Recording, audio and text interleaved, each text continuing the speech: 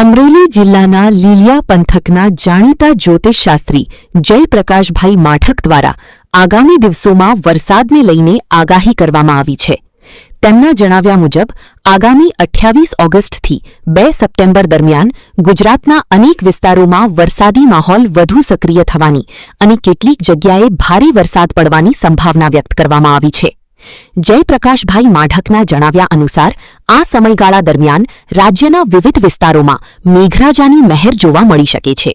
ખાસ કરીને સૌરાષ્ટ્ર સહિતના વિસ્તારોમાં વરસાદી માહોલ બનવાની શક્યતા હોવાનું તેમણે જણાવ્યું છે. હાલ ગુજરાતમાં ચોમાસાની સિઝન સક્રિય છે અને હવામાન વિભાગના તાજેતરના બુલેટિનમાં પણ સૌરાષ્ટ્ર કચ્છના વિવિધ જિલ્લાઓમાં વરસાદની સંભાવના દર્શાવવામાં આવી છે. આગામી દિવસોમાં વરસાદની સ્થિતિ અંગે લોકોમાં પણ ઉત્સુકતા જોવા મળી રહી છે.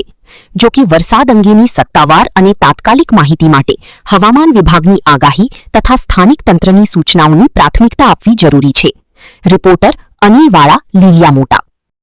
આ ત્રીજો રાઉન્ડ હજુ પૂરો નથી થયો, પરંતુ 2 દિવસ તો વરસાદનું હજુ ઘણું જોર જોવા મળવાનું છે અને આવતી 22 તારીખ સુધી બુધ અને ગુરુ જળ રાશિ કર્કમાં સાથે રહેવાને કારણે આ વરસાદી માહોલ હજુ 22 ઓગસ્ટ સુધી ચાલુ રહેવાનો છે. એ પછીની વાત કરીએ તો ઇન્ડિયન ઓશન ડાયપોલનું પરિબળ હિન્દ મહાસાગરમાં વધુને વધુ પોઝિટિવ થઈ રહ્યું છે ને એને કારણે હવે 15મી ઓગસ્ટ પછી મને લાગે છે કે ધીમે ધીમે હવે બંગાળની ખાડી છે એ વધુને વધુ સક્રિય થતી જશે અને એમાં એક પછી એક સિસ્ટમ્સ આકાર લેતી જોવા મળશે અને તારીખ 21-22 ઓગસ્ટના રોજ કે 20-21 ઓગસ્ટના રોજ બંગાળની ખાડીમાં એક સાયક્લોનિક સર્ક્યુલેશન ઊભું થશે જે પાકિસ્તાન સાથે પાકિસ્તાનના સિંધ પ્રાંતમાં બનેલા એક સાયક્લોનિક સર્ક્યુલેશન સાથે જોડાઈને એક લાઇન બનાવે, ટ્રફ લાઇન બનાવે એવી શક્યતા છે. પછી આ સાયક્લોનિક સર્ક્યુલેશન છે ધીમે ધીમે લો પ્રેશર અને ડિપ્રેશનમાં ફેરવાશે અને એને કારણે એવું બનશે કે મોન્સૂન ટ્રફ લાઇન છે એ ઉપર તરફ છે ધીમે ધીમે નીચે તરફ ગુજરાત તરફ આવવા લાગશે. તારીખ 25 ઓગસ્ટથી આ મોન્સૂન ટ્રફ લાઇન છે એ ગુજરાત તરફ ખૂબ ઝૂકવા લાગશે અને એને કારણે ગુજરાતમાં ખાસ કરીને પૂર્વ ગુજરાત, ઉત્તર ગુજરાત અને દક્ષિણ ગુજરાતમાં વરસાદ શરૂ થઈ જાય એવી શક્યતા રહેલી છે.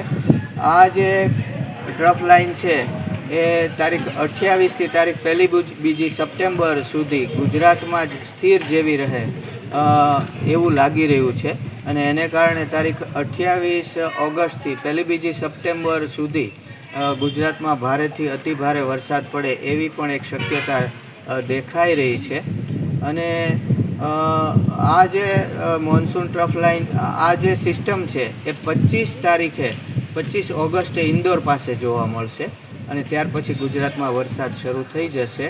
આમ ઓગસ્ટના અંતિમ સપ્તાહમાં ફરી પાછો ગુજરાતમાં વરસાદનો નવો રાઉન્ડ શરૂ થાય એવી શક્યતા રહેલી છે અને એ વરસાદ છે 1-2 સપ્ટેમ્બર સુધી વધારે તીવ્ર સ્વરૂપમાં જોવા મળશે. ત્યારબાદ 4 તારીખે જન્માષ્ટમીની રાત્રે રોહિણી નક્ષત્ર હોવાથી જ્યારે આવું બને કે જન્માષ્ટમીની રાત્રે રોહિણી નક્ષત્ર હોય ત્યારે આગળ ઉપર પણ વરસાદ જોવા મળે છે. એટલે મને એમ લાગે છે કે ઓગસ્ટના અંતિમ સપ્તાહથી સપ્ટેમ્બરના પ્રથમ સપ્તાહમાં વરસાદ જોવા મળશે અને આ વખતે લાગી રહ્યું છે કે વરસાદ છે પશ્ચિમ ગુજરાત સુધી પણ પહોંચી જાય. સાહેબ, એક પ્રશ્ન હું આપણે વચ્ચે અટકાવવા માગીશ કે આપણે કીધું કે 28ના લાસ્ટ ઓગસ્ટમાંથી સપ્ટેમ્બર 1 સુધીમાં સારો એવો વરસાદનો ચોથો રાઉન્ડ શરૂ થઈ રહ્યો છે, તો ખેડૂતો માટે કેવો રહેશે અને કયા કયા જિલ્લામાં કેવો વરસાદ રહેશે?